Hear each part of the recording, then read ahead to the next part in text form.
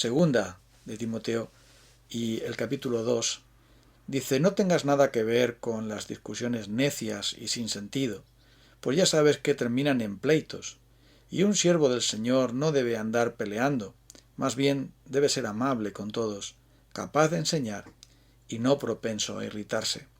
Así, humildemente, debe corregir a los adversarios con la esperanza de que Dios les conceda arrepentimiento para conocer la verdad, de modo que se despierten y escapen de la trampa en la que el diablo los tiene cautivos, sumisos a su voluntad. El engaño y la mentira del pecado es una trampa del diablo, es una celda, es un lazo, es una cadena que muchísimas veces actúa sujetando la conciencia y la voluntad y el corazón de una persona.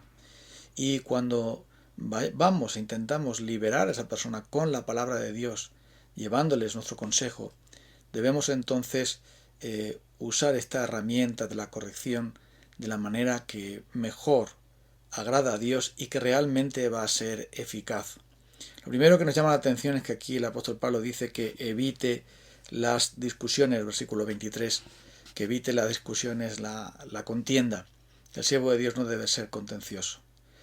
Como nosotros estamos seguros de que tenemos la verdad de Dios por delante y vemos el error y el peligro en el que otra persona está, vemos su pecado, vemos que está caminando por un desfiladero, que está en arenas movedizas, que se encuentra, digamos, en una situación precaria y difícil, peligrosa, queremos rescatar a esa persona, por amor, evidentemente, pero muchas veces lo hacemos con un espíritu no correcto, porque nos enredamos en discutir y batallar y pelear, creyendo que va a ser nuestra elocuencia y el poder de nuestros argumentos el que va a convencer, persuadir o cambiar a la persona, cuando sabemos que esto no lo podemos hacer nosotros y que muchas veces nos enredamos en esas cuestiones, en esas discusiones que traen pecado y no santidad, que traen desastre y no edificación o ayuda a la persona a la que pretendemos realmente rescatar de su error. Por eso debemos evitar las discusiones y evitar ese espíritu contencioso, porque nosotros no queremos convencer a la persona, eso lo hace el Espíritu Santo. Lo que queremos es exhortar para que la verdad de Dios haga su efecto en la vida. Por eso es importante que no intentemos con nuestra carnalidad salir victoriosos y que salir en el sentido de victoriosos en el sentido de que nos han reconocido que lo que decimos es la verdad. Eso no va a cambiar a la persona, pero sí lo va a cambiar la verdad de Dios. Así que no debemos entrar en discusiones, en peleas, porque eso no traerá ningún bien, ni a nosotros que queremos corregir, ni a la persona que necesita ser corregida. Así que lo primero que debemos notar es esto. Hay otra cosa que también se menciona aquí en este texto y que es importante tenerlo en cuenta cuando queremos corregir a alguien. Primero, no entrar en batallas, y segundo, dice ahí que lo hagamos de modo que seamos sufridos, es decir, que estemos dispuestos a aguantar el envite, porque no es agradable que alguien sea corregido. Ponte en el lugar de la otra persona. No te gusta que vengan a recriminarte o que vengan, bueno, no a recriminarte, pero sí a llamarte la atención por algo que tú realmente no estás viendo o que no quieres ver por tus propios intereses personales.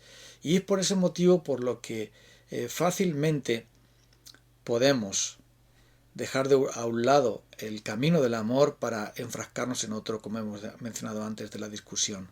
Debemos ser capaces de ser sufridos y aguantar, quizá con silencio, en silencio, lo que la otra persona nos pueda replicar. Porque no estamos ahí por amor a nosotros mismos, sino por amor a la persona y mucho más por amor al Señor.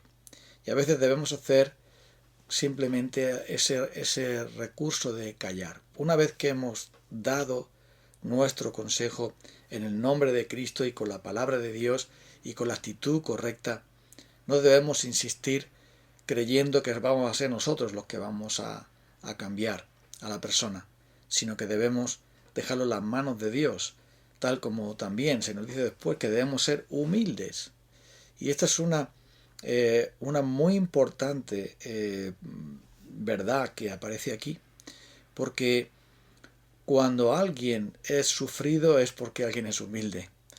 Jesús, nuestro Señor, advirtió a Pedro que iba a negarle, y le advirtió 2 veces, pero después ellos siguieron replicando, aunque sea necesario morir por ti y morir contigo, lo vamos a hacer. Y todos decían lo mismo, pero Jesús no insistió nada más, no siguió, sino que simplemente sufriendo se cayó.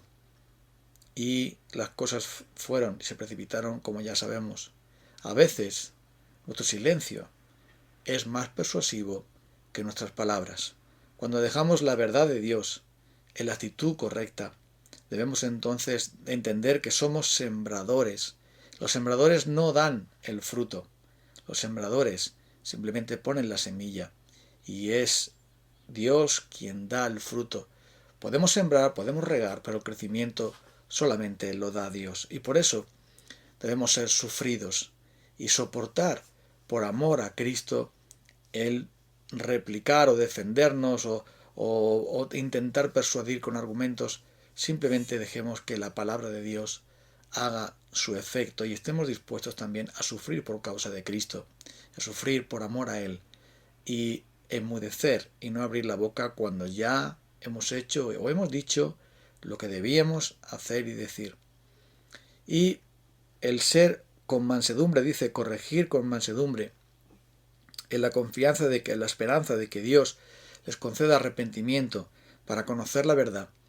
Esto es algo importante, porque nosotros basamos nuestra humildad en la confianza que tenemos totalmente en Dios. Eso significa ser humilde. Ser humilde es confiar por completo en Dios. Sabemos que Dios es el que produce en nosotros el querer y el hacer por su buena voluntad. Sabemos que el arrepentimiento es un regalo de Dios, lo dice aquí claramente, que Dios les conceda que se arrepientan para conocer la verdad y escapen de ese lazo, escapen de esa atadura de la mentira o del pecado, de cualquier otra artimaña del enemigo. Pero eso es algo que Dios hace. El Espíritu Santo es quien convence, no nosotros. El Espíritu Santo es el que da fruto, hace fruto y produce fruto en las personas, no nosotros. El Espíritu Santo es el que produce el crecimiento espiritual, el que produce el arrepentimiento según Dios, ese arrepentimiento que trae fruto de cambio. Y si es el Espíritu Santo, entonces nosotros debemos actuar humildemente, no sea que nosotros también seamos tentados. Porque la humildad se basa no solo en la confianza que tenemos en el Señor, de que Él es el que produce el fruto, sino también se basa en la seguridad que tenemos que nosotros mañana podemos ser tentados, mañana podemos equivocarnos, mañana podemos pecar, o incluso en el momento que estamos corrigiendo con amor a alguien, podemos también nosotros estar equivocados en otras cosas.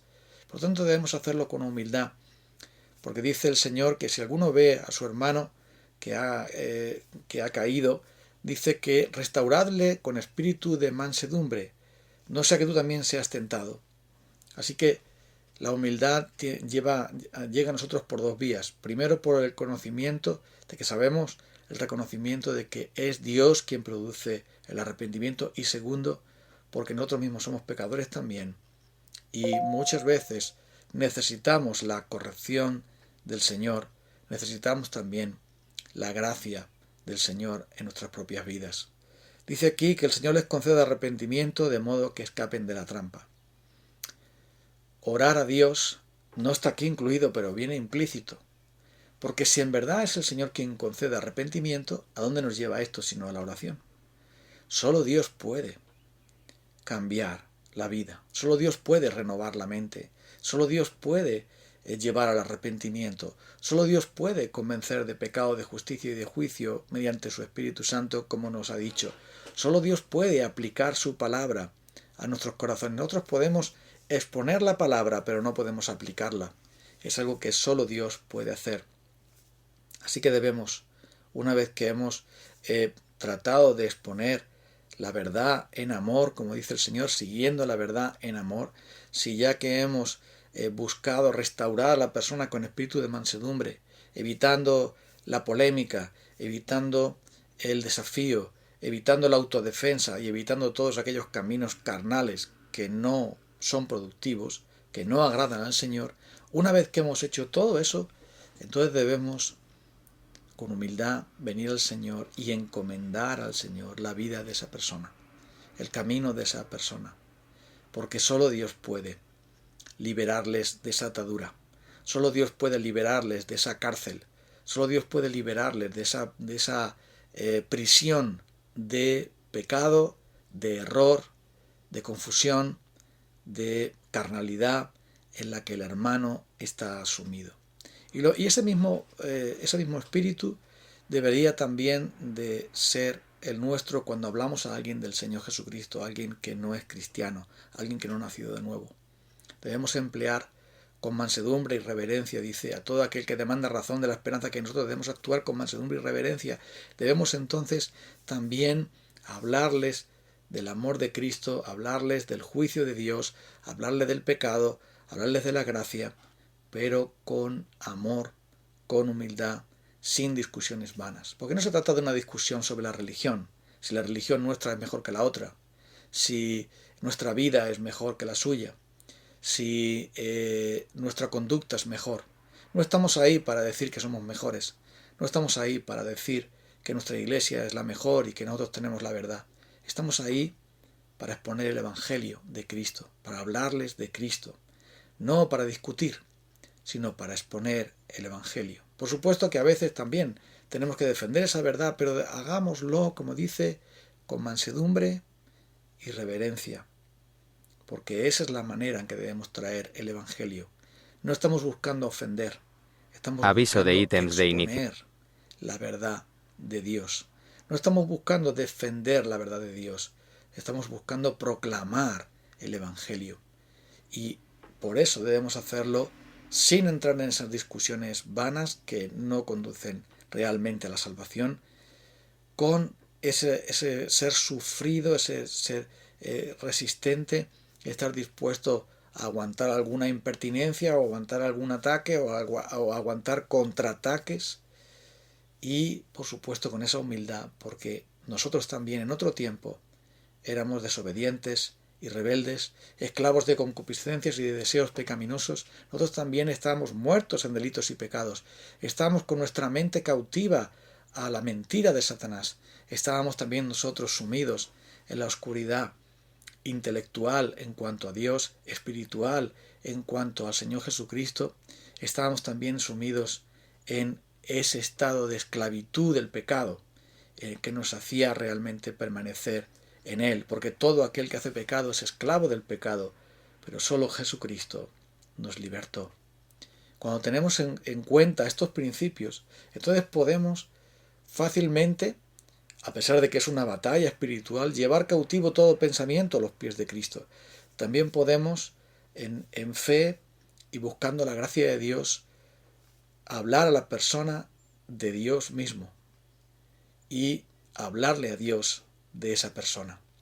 Podemos entonces nosotros venir ante una persona por amor para corregirla, con la gracia, con la ternura de Cristo, como dice aquí, con esa ternura humildemente para corregir, con ese cariño en Cristo, con esa amabilidad que debemos manifestar para con todos, con ese espíritu sufrido y con ese ánimo de no entrar en discusiones inútiles que acarrean contiendas y envidias y que nos sacan fuera del camino que vamos. Debemos hacerlo así, por amor, confiando en Dios, y después el trabajo finaliza cuando hablamos a Dios de estas personas, intercedemos por ellas, buscamos el bien de ellas y a la vez buscamos también que nosotros mismos podamos ser más y más útiles al servicio del Señor, usando su palabra con la verdadera sabiduría, con la destreza con la que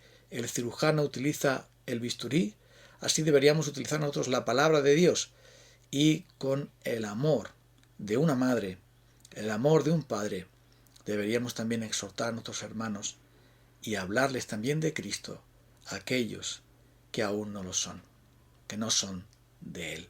Vamos entonces a pedir al Señor su gracia en este momento.